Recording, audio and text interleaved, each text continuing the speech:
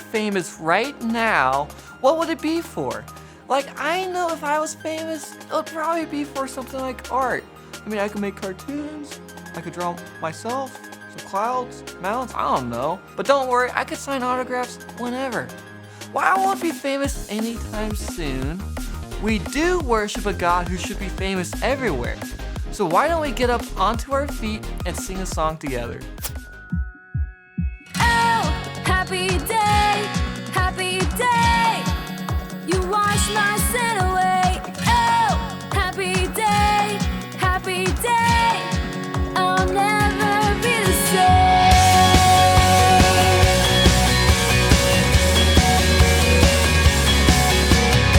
The greatest day in history, death has beaten, you have rescued me. Sing it out, Jesus is alive.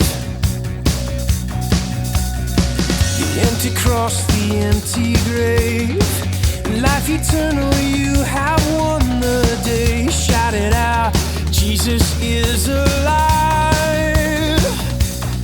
He's alive. Oh, happy day, when you wash my sin away. Oh, happy day, I'll never be the same. Forever I am changed.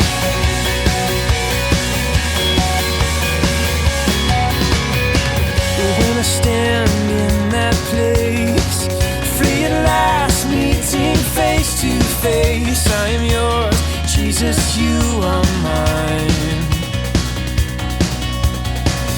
Endless joy and perfect peace, earthly pain finally will cease. Celebrate, Jesus is alive.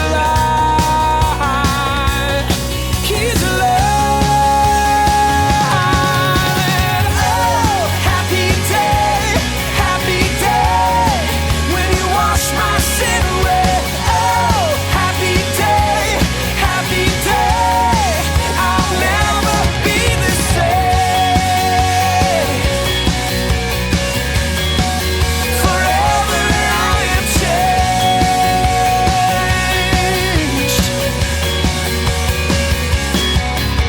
And oh, what a glorious day, what a glorious way, my Lord, that you have saved me. And oh, what a glorious day, what a glorious name, Jesus. Oh, happy day, you wash my sin away. Oh, happy day, I'll never be the same. Oh, happy day, when you wash my sin away. Oh, happy day, I'll never be the same. No, forever I am changed. Forever I am changed.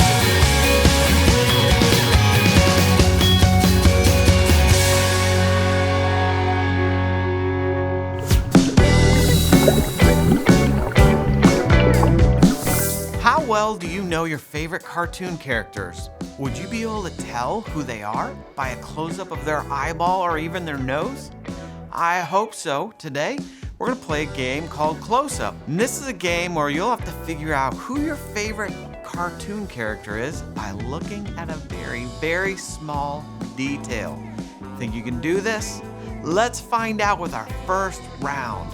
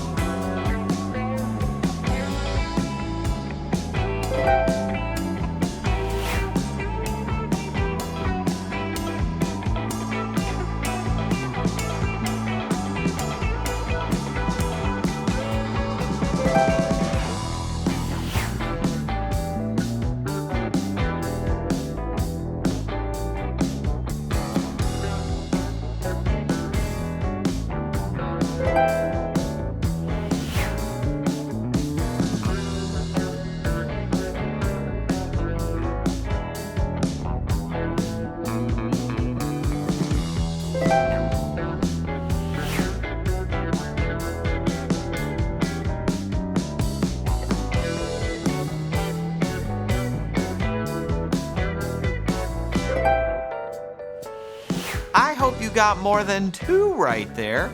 Good work, everyone, and thanks for playing another game with us.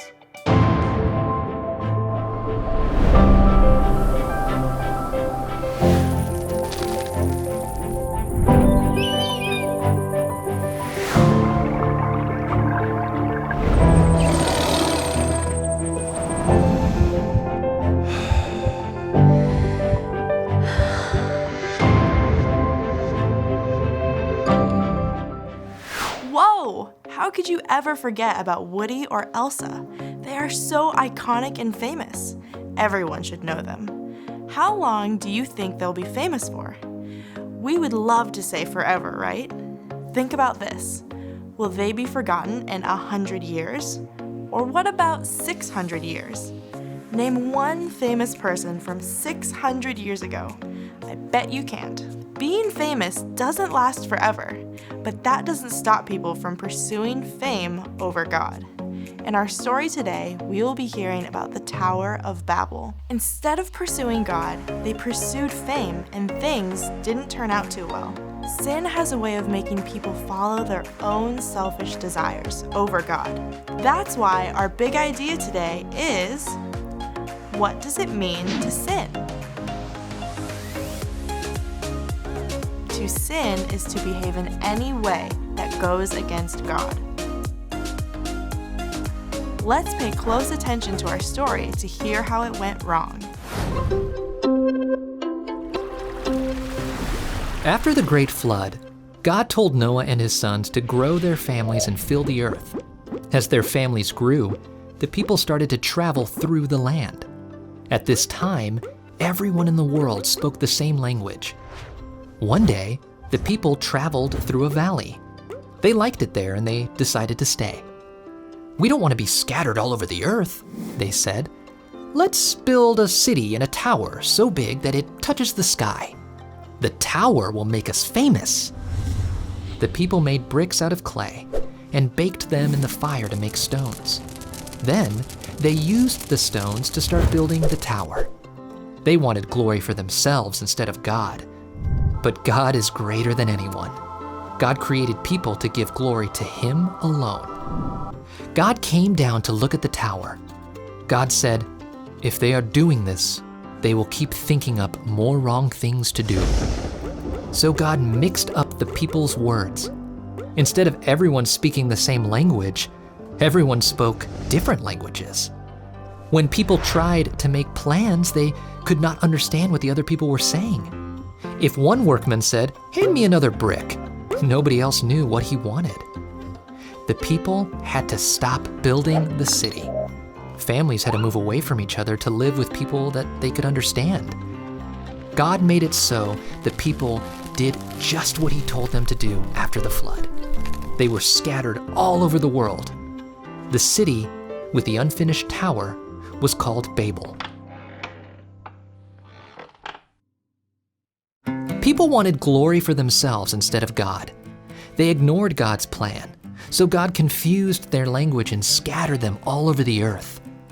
One day, Jesus will gather together all of God's people from every tribe and language, and they will worship Him together.